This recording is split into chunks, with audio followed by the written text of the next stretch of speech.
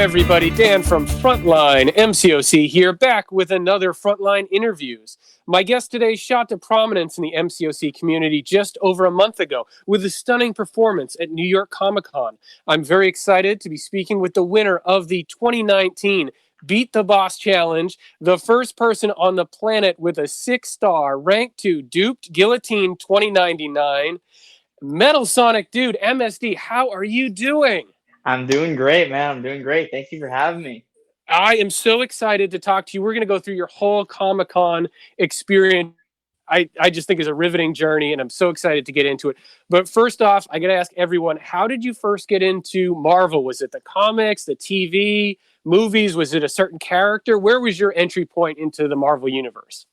So I think where I really started to get into Marvel, it was two things. It was one, just a general love for Spider-Man and his whole story, like the plethora of things that he's gone through and the way he's changed over the years. I feel I've kind of adapted to that in a way. I kind of felt very connected with that because I'm the type of person who goes through a lot of changes in a very short period of time, just on like a personal level. So I love Spider-Man. I love his arc, and just the first Marvel movies, like the Tobey Maguire trio. I love that. And then the first Avengers movie. That was when I really started to get into Marvel. I was like, yeah, dude, all right, it's time to move on from Sonic games, even though MetalSonicDude is my name and it will stay my name. It's kind of time to move on to something different, something new. So that's really how I got into it. I hear you. And, Spider-Man in the comics is about your age, so it's not surprising that you would recognize some of yourself in that character. And I think that's why Marvel's so big, is there's a character for everybody. The universe is so big that we all see a character that we can identify with and that we can root for. So, Spider-Man's obviously a popular choice, but that makes it all the more distressing that you have not yet pulled a 5-star Stark Spidey. Yeah. Yeah, that we're rooting for you. We know, but maybe Kabam thinks that would be too much firepower for you. I was thinking. I actually tweeted out. So this was on Wednesday. So I wasn't at Comic-Con Thursday, but this was on Wednesday. I tweeted out at Kabam, if I win the tournament, I want two things to happen. I want you to follow me on Twitter, and I want to start Spidey. I don't even care about the other prizes. Until I was like, oh, Guillotine's pretty good. Guillotine was pretty good. Yeah, I didn't, because at first I was like, oh, maybe this Guillotine's not going to be that great. I mean, I haven't read any of her abilities, so I was just thinking to myself, wouldn't it be just great to win a Stark Spidey at Comic-Con? That would just be fantastic. But yeah, I'm very happy with my Guillotine, and I'm very excited to see where she brings me in the future. Absolutely. So let's get into your whole journey of acquiring that Guillotine 2099. For people who haven't been paying attention to MCOC Twitter, you kind of came out of nowhere and were a little bit. You definitely were a dark horse to win the tournament at NYCC this year. So let's go back to the beginning. When did you decide that you wanted to compete this year, and how was that process? Because you're in high school and you don't live anywhere close to New York City, so there was a lot of arrangements that had to be made so that you could get there. So tell me a little bit about that. So Comic-Con pairs really well with my birthday, because it's 2.5 weeks before my birthday. My birthday is the 21st, and Comic-Con happens at the beginning of October. So I told my parents that every year for my birthday until I graduate high school, I want to go to New York Comic-Con for as long as we can go, for as long as we can manage to go, with scheduling and stuff.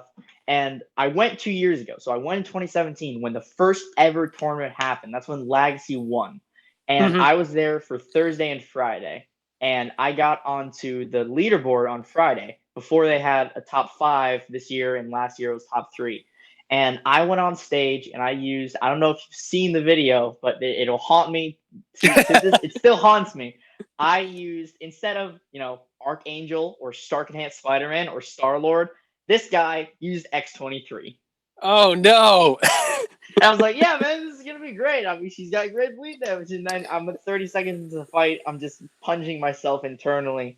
Just Yeah. knowing that this, I mean, I could get this fight done, but it's not going to be a time anywhere near feasible.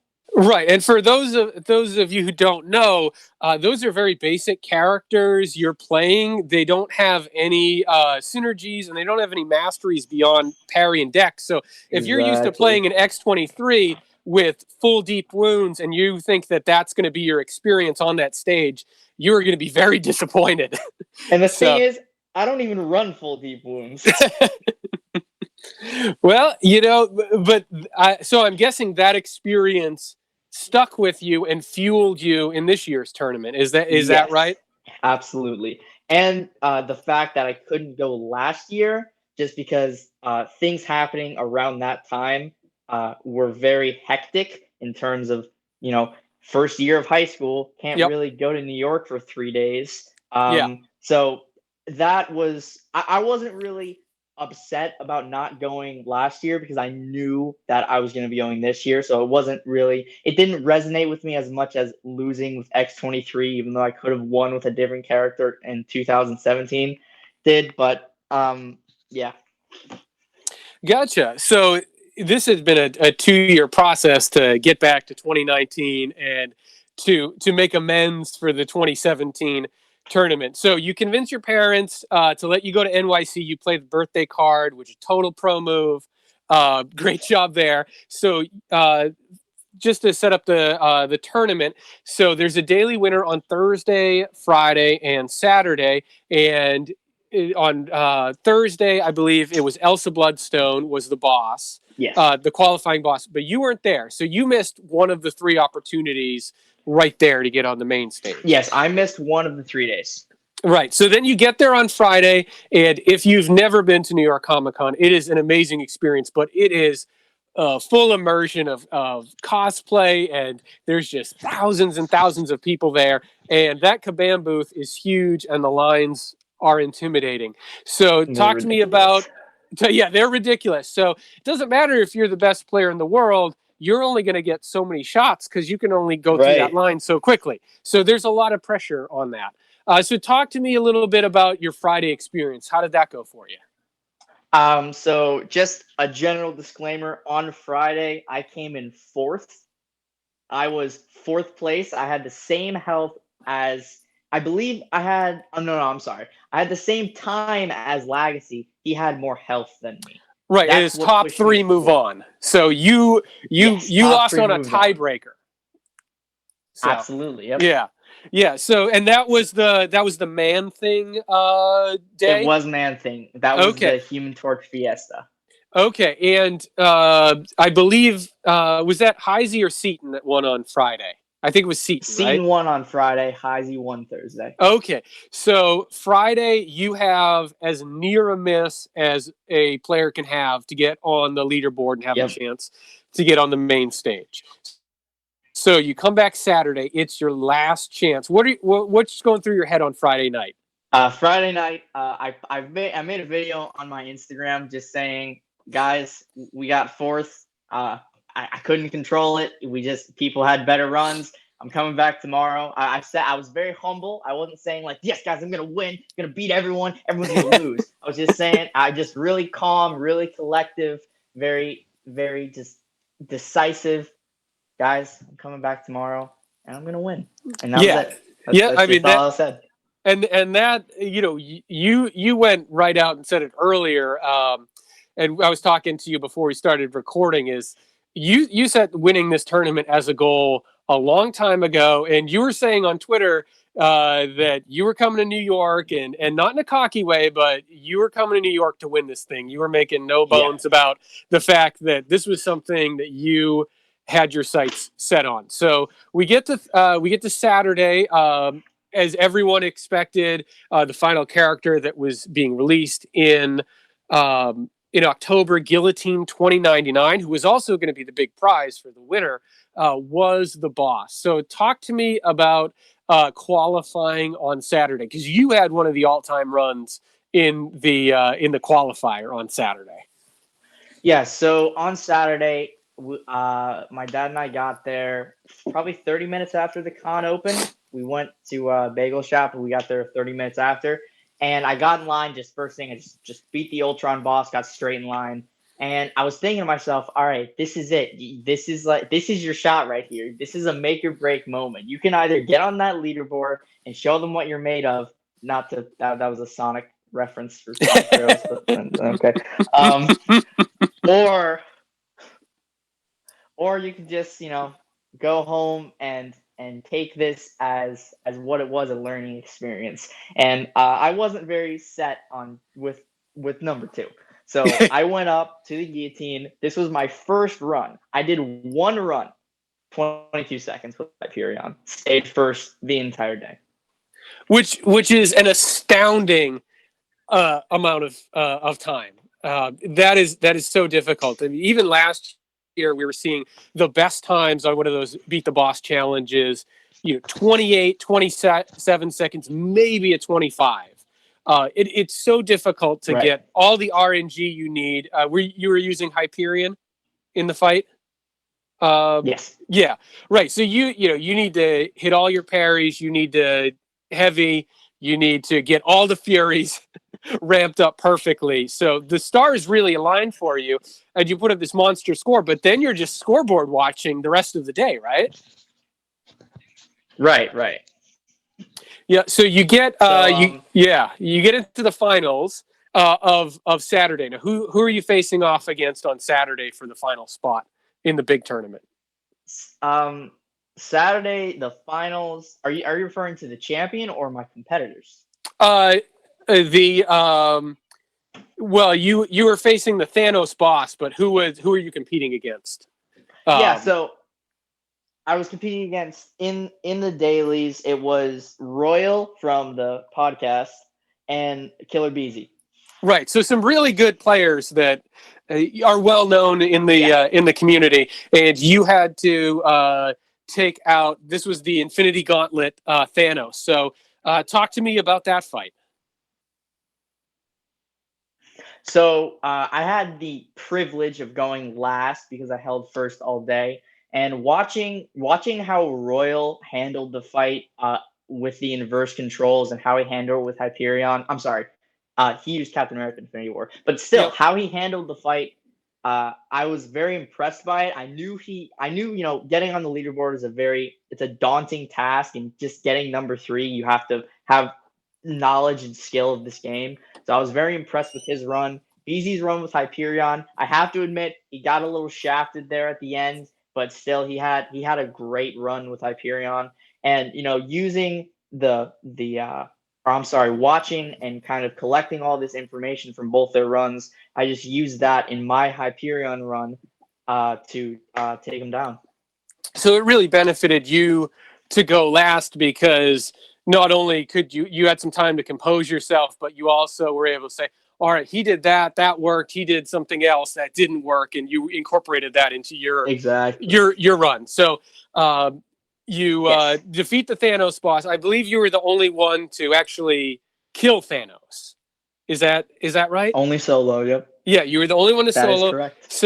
So you're feeling pretty good at this point, right? Because you're in the final 3. So let's set the scene. I want to say it's about an hour after you qualify. That's when the winner from each day. So it was going to be Heisenberg, Seaton, and you. We're going to face off to see who wins the whole tournament. And while the daily qualifiers are at the Kabam booth, the finals are at the Marvel stage. And it's a massive stage, and several hundred people can fit in front of this stage. It's a huge video wall. They've got announcers. And I mean, let's face it, it's the Marvel booth at New York Comic Con. It's like the center of everything. So, if you don't know this, if you're watching at home, but there's hundreds of people in the crowd, and basically every YouTuber that didn't qualify is in the front row and is staring at the competitors and recording them for content. So there's all your peers who didn't qualify are all intently going to watch these fights. So now at this point, you don't know who's going to be the final challenge. Did you have an idea that it was going to be No. the champion? What was your guess at that Yes, point? actually.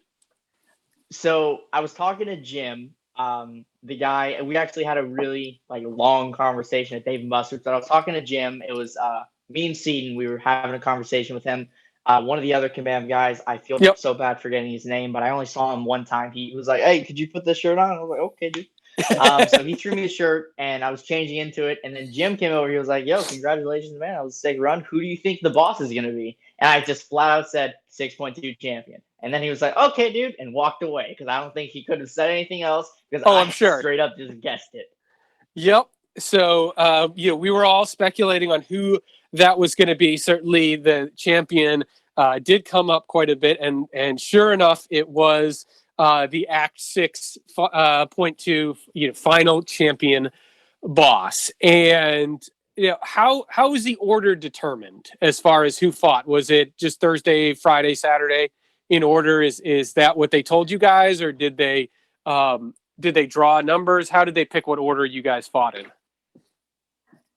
What we originally thought was going to happen was it was going to be Thursday, Friday, Saturday. But what ended up happening was we had to draw little tiny mugs from a basket with numbers on the bottom, and that's how they determined the order. And luckily, I still went third.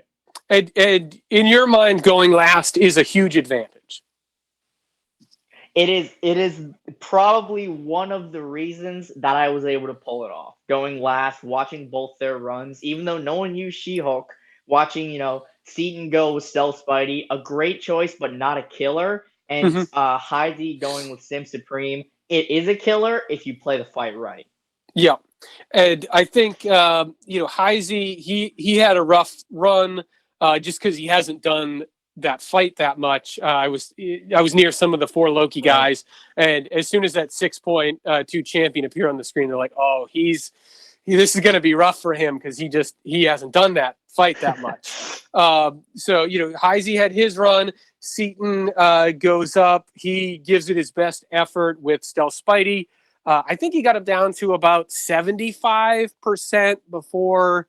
Somewhere around somewhere around there. Run, yeah. He had a good run, and it's really tough when you get all those people. There's the announcers. You're not playing on your device. It's certainly not an optimal situation. So you're going last. You know the bar that Seaton has set that you have to beat. And was there ever any doubt that you were picking She-Hulk? No, there was no doubt in my mind. Okay, I knew the second.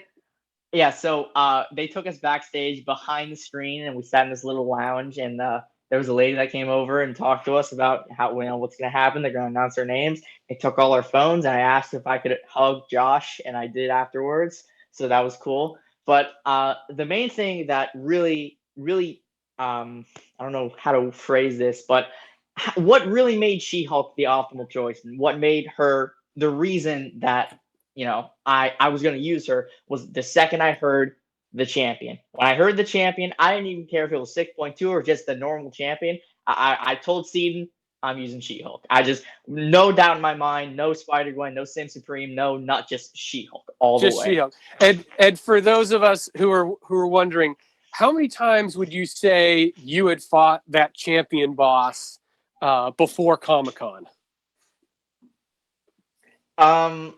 Okay, so I 100% 6.2 in 16 days.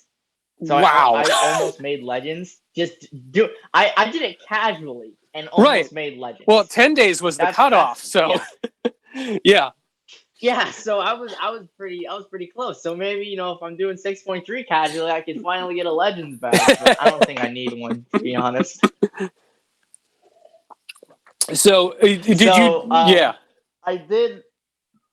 I did the champion fight however many times I needed to do it for 100%. I think because I cut into some of the paths, so I did more than one path in one run. So I think for 100%, I fought him 5 or 6 times, and then I went back in and fought him maybe 6 more times for fun. Okay.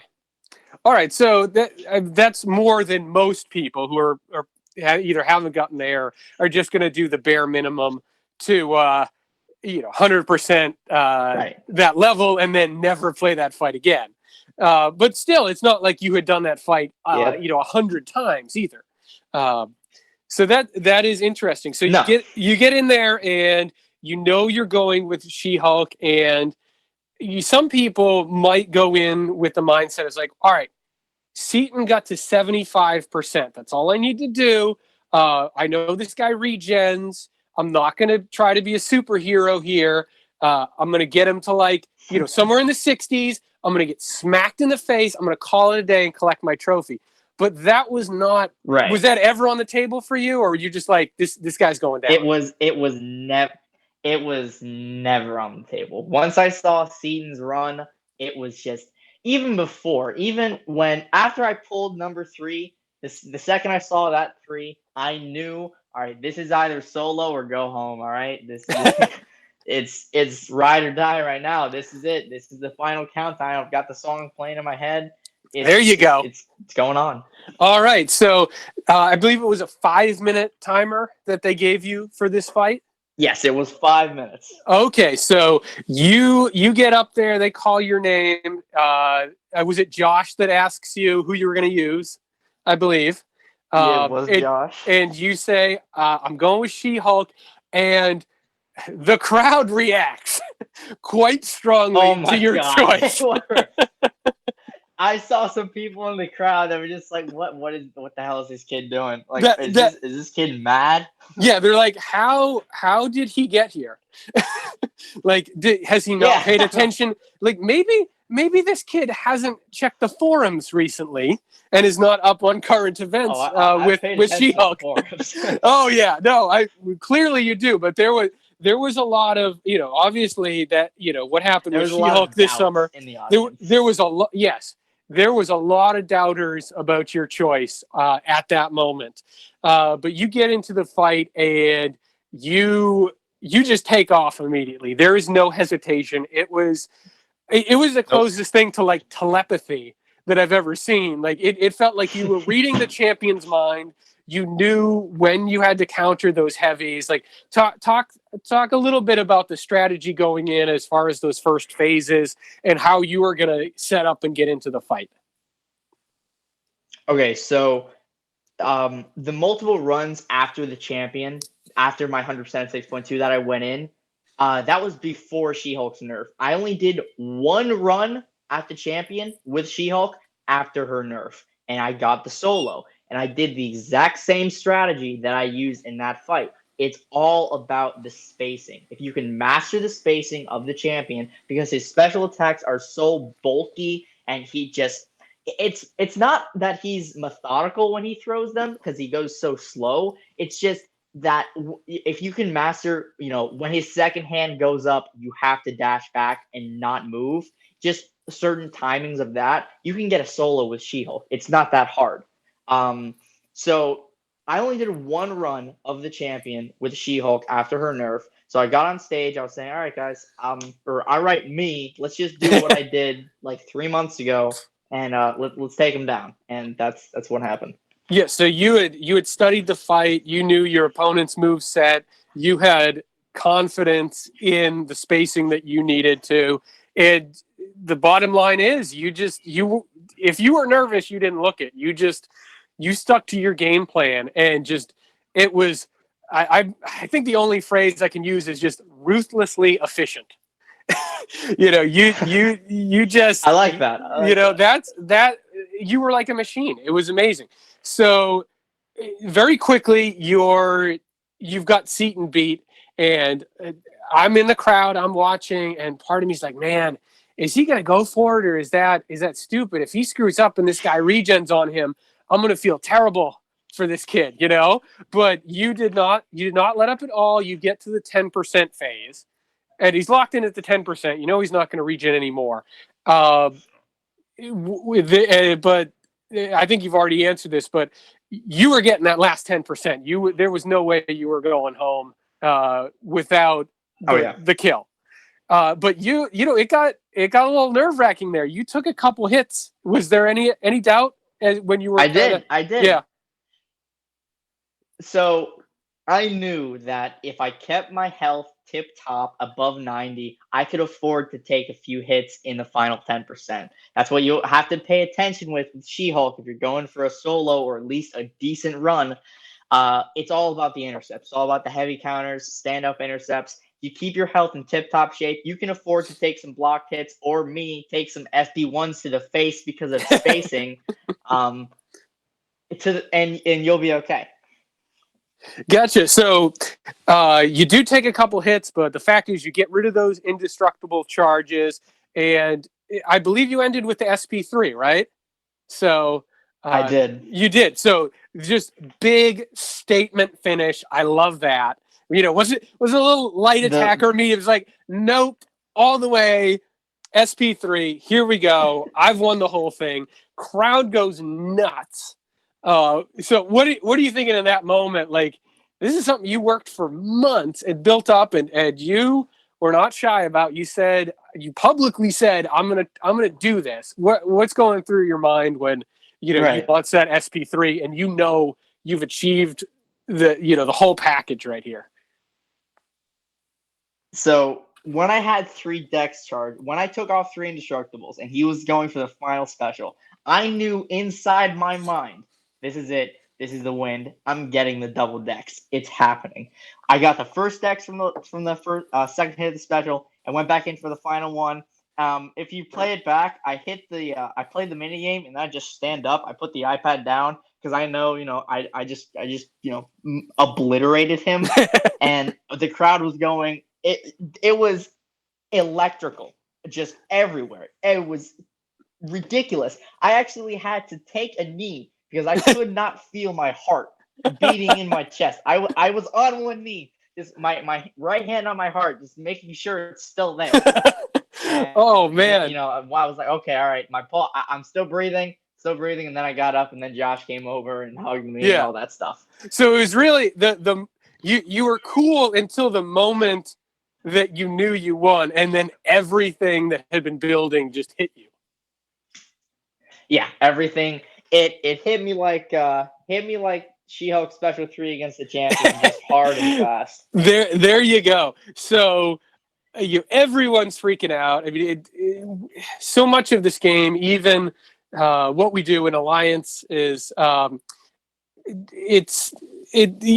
still by ourselves when we're playing. Like, it's great to like, hey guys, I took down this war boss, but we get very few moments where we're playing in front of other people or with a crowd, and you're with other people who actually like know what the game is and understand it. So it was really a great moment. I mean, that's one of the best reasons to go to Comic-Con overall. But I'm sure for you, in that moment of achieving that goal and being surrounded by so many other content creators and fans of the game, it had to be very gratifying when they were handing you that trophy.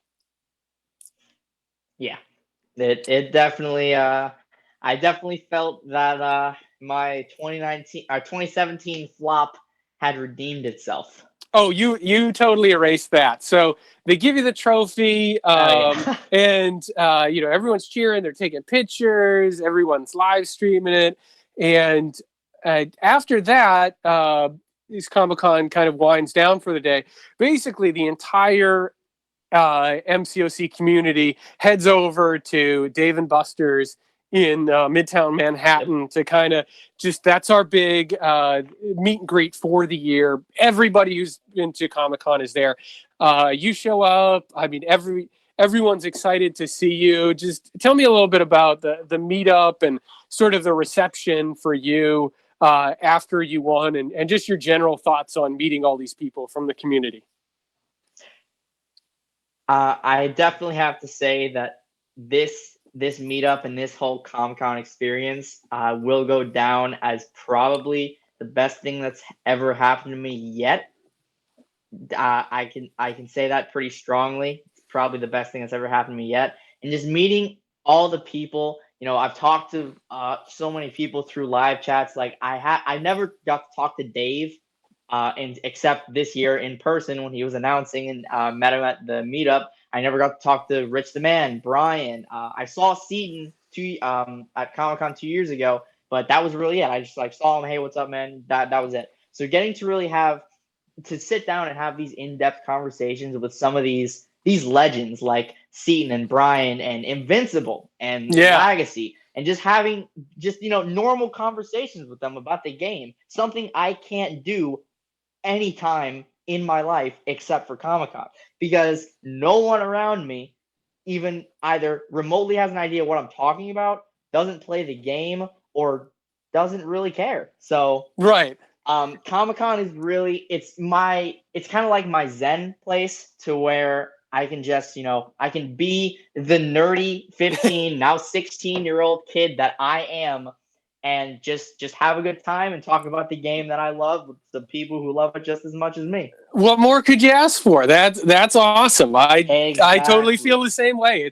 It's great to be with your people, and we all spend so many hours in this game that it's great to get out of our own bubbles and be able to talk to these people and just be able to talk shop about the game and have a conversation. It's a little strange at first, because suddenly you're talking to people, it's like, oh, I'm talking to people about tier 2 alphas and tier 5 catalysts, and they're not looking at me like I've got I 8 know, heads. man. So it's so What great. is a tier 5 basic? I've never heard of that in my life. Is that good? Yeah. So we have David Buster's. I'm assuming you go back to your hotel room at some point. I know you posted sort of a quick victory recap video, but what's going on your socials and your phone at that point? So, before Dave and Buster's, when I got back to my hotel room, people were blowing up my Instagram because I told them, "Hey guys, watch Marvel live at 4:30. I might be there." People were like blowing me up. I had maybe 55, maybe even 100 messages just of people Wow. going bananas, and they don't even know what the game's about, and people were just losing their minds. And then Twitter just shot up by 400 people because Yep. that's how things happen. And then my YouTube channel started to grow progressively throughout the day, and then when we landed back in Florida, I was already over 1,000. Right. I think you started the day somewhere around like 200 or Yeah, 300, and you were over 2,000 pretty quickly by very quickly. yeah, very quickly. The word definitely got out. So you went from having very few followers and being an unknown to suddenly, okay, this kid is really, really good at this game, and we need to be watching what he's doing, because he's going to show us some good tricks there.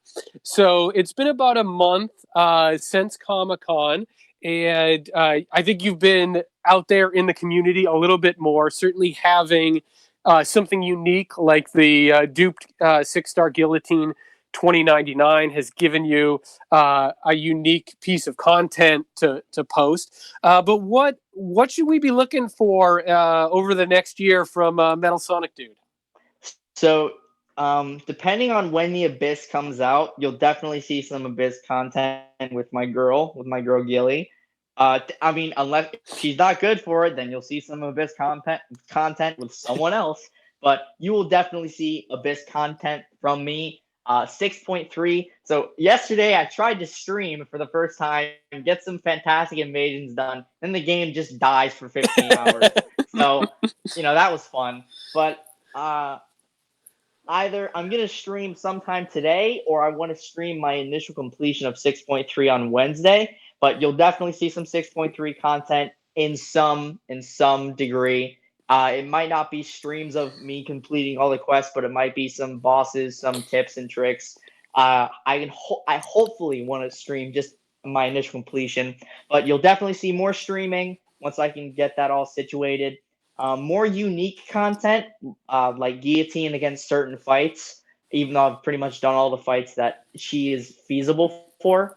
You'll see some Abyss content. You'll see probably some more Labyrinth content. I'm really interested to see if guillotine can actually get a solo on Maestro, because she can reverse the regeneration, even though it's just by a little bit, she still can do it.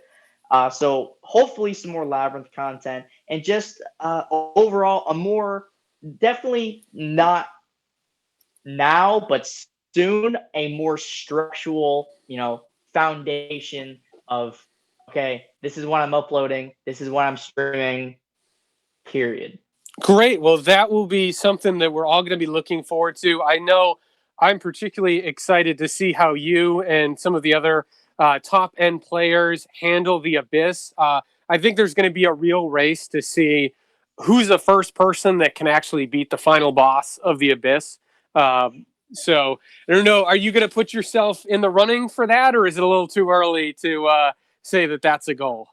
It's definitely too early to say, just because it's not like I have my own job and I work on my own hours or I have a set schedule to work. Yep. High school, it definitely has changed over the years, and there's just more of, the amalgamation of work that I have, 2 classes alone, can take me a whole day. So it really depends on, the health pools, the nodes, how the fights interact, just everything. Everything collectively is going to determine whether I put myself in the running for a one shot of the boss. We are assuming that it's going to be the nameless collector, and I've practiced against the collector. I've got the special 2 dodge, 100% down. Special 1 you can't dodge, but whatever. Mm-hmm. So it's really time will tell. Really time will tell. That's all I can say right now.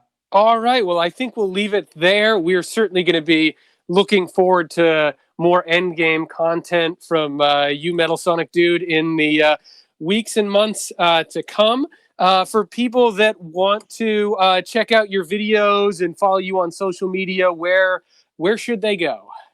So for YouTube, just look up MetalSonicDude, capital MSD, and then after that, MSD, all caps. That's my YouTube channel. On Twitter, at MetalSonicDude, again, capital MSD, and then there's a 1 at the end because that's how Twitter made my name.